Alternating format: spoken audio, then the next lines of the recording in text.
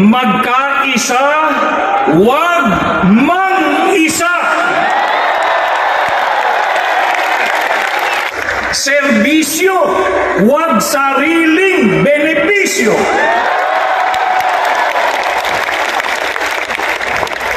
Mamamayan ang unahin, wag sarili.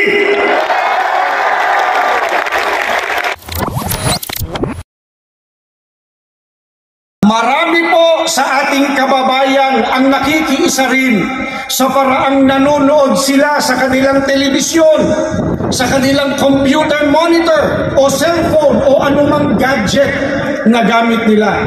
Maraming salamat po sa kanilang suporta at maraming salamat po sa inyong lahat. Bagamat may kani-kanyang opinyon ng iba't ibang tao sa isang partikular na isyu sa buhay o iba't iba ang kalagayan sa buhay o interes, subalit sa layunin po na ipagmalasakit ang kapayapaan, ang kapakanan, ang kaunlaran ng ating bansa, tayong lahat ay nagkakaisa. Tinatanong po namin kayo, nagkakaisa po ba tayo o hindi? Ano po sagot ninyo? Nagkakaisa po! Karapatan po nating mga mamamayan ang ganitong pagkilos. Ito po ay para sa kapakanan ng nakararami at ng kabuuan ng ating bansa.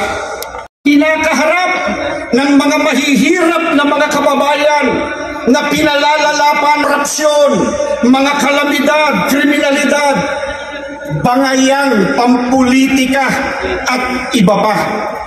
Ang mga ito po ang dapat ay pagsikapang bakahin ng ating pamahalaan. Kaya ang sinusuportahan natin ay ang pagkakasundo. Ano po ang sinusuportahan natin? Pagkakasundo. Pagkakasundo, hindi po mga bangayan, bintangan at sariling interes.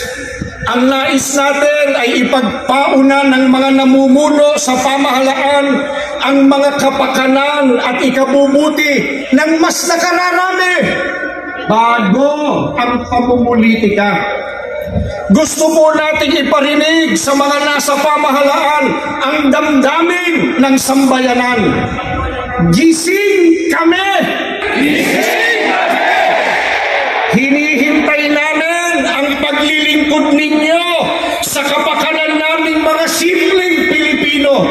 Hindi ang pagsusulong ng mga bagay na hindi makagagaan sa buhay ng mga kababayan natin.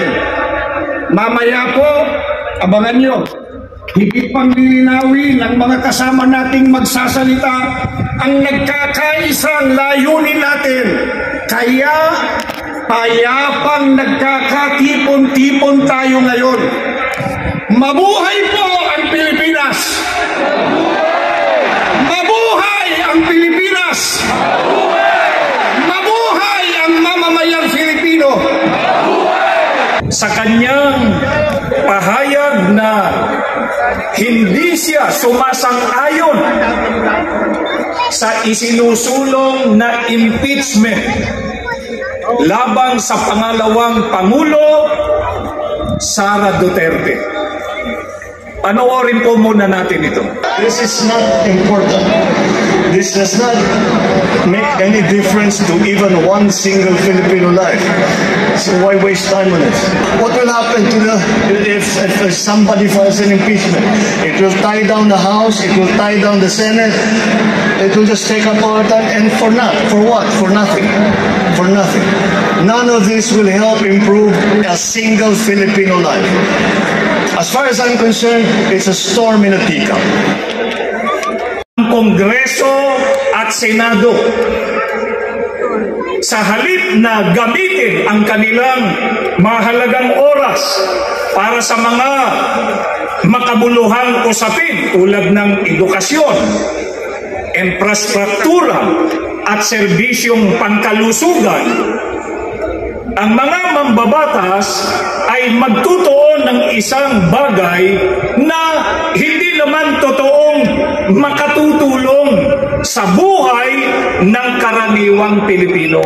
Kaya sa halip na mag-aksaya ng panahon sa mga isyong magdudulot lamang ng mga pagtatalo, mga hidwaan at ng mga bangayan ng mga nasa pamahalaan at ng mga mamamayan, hindi po ba dapat dapat na ituon ng ating mga pinuno ang kanilang pansin sa mga suliraning kailangang tugunan agad?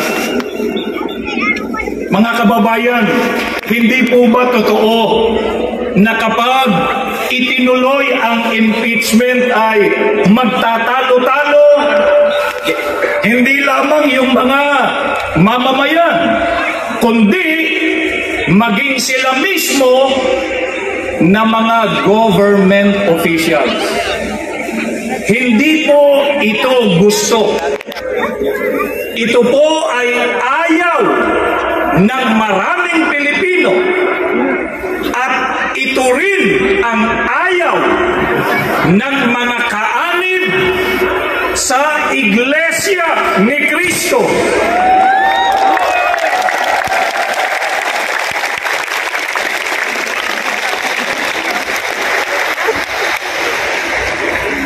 Kaya mahalagang sa magandang balita Biblia na ang sabi, huwag kayong gumawa ng anuman dahil sa pansariling layunin o pagyayabang, sa halip bilang tanda ng pagpapakumbaba, ituring ninyong higit iba kaysa inyong mga sarili.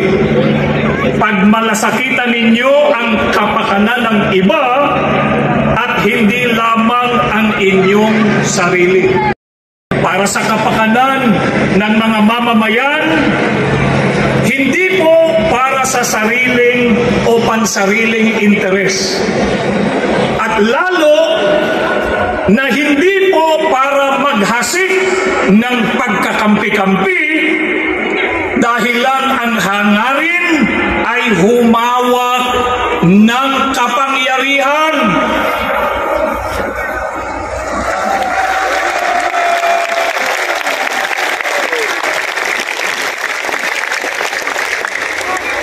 Serbisyo, huwag sariling benepisyo.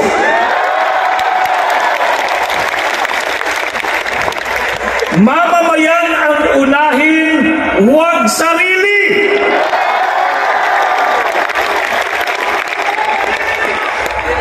Ating kahilingan, kaunlaran ng bayan.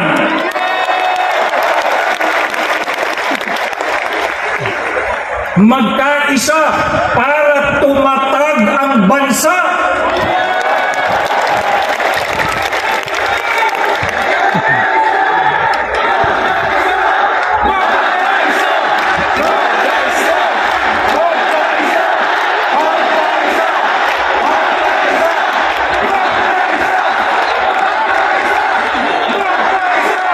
Ito pa, may nakalagay pa sa atin, yung isinisigaw natin na yan.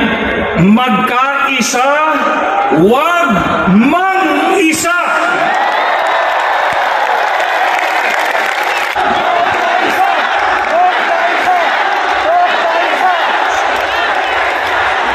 Bayan ang asikasuhin, hindi sariling mithiin.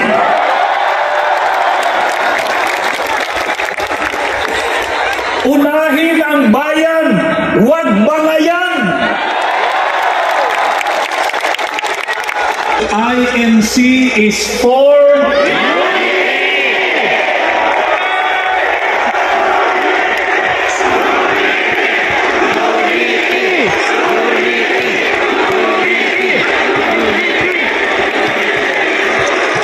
kaya kailangan natin peace in the Philippines.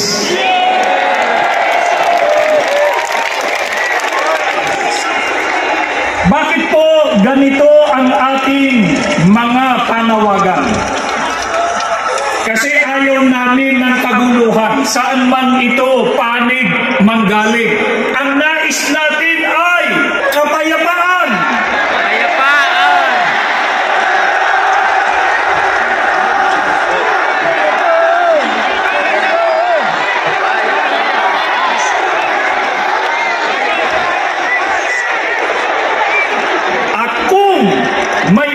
pag-awayan. Hindi po ba ang tama ay pagsikapang malunasan ito at magkasundo-sundo alang-alang sa bayan?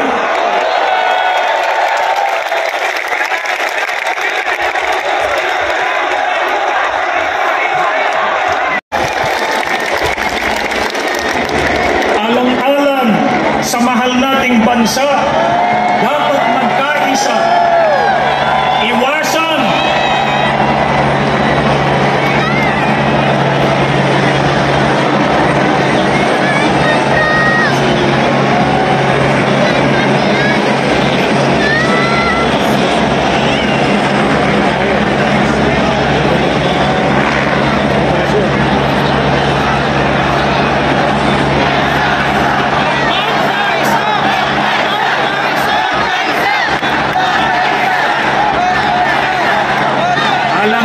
po sa mahal nating bansa, dapat magkaisa at iwasan ang pagkakabahabahagi at kaguluhan.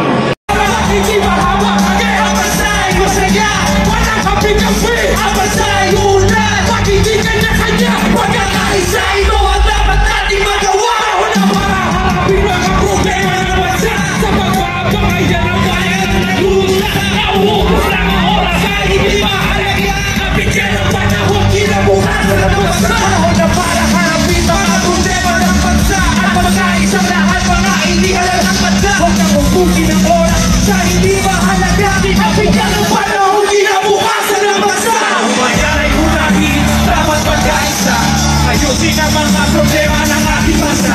Magalit ay alisin at dapat magkaisa. Aasin lumasan tayo. Ayan ay unahin at dapat magkaisa. Igigil ang pag-aaway at ang pagkakagulo. Magalit ay alisin, dapat magkasundo. Kaya pa ang ating bansa. Aasin tayo.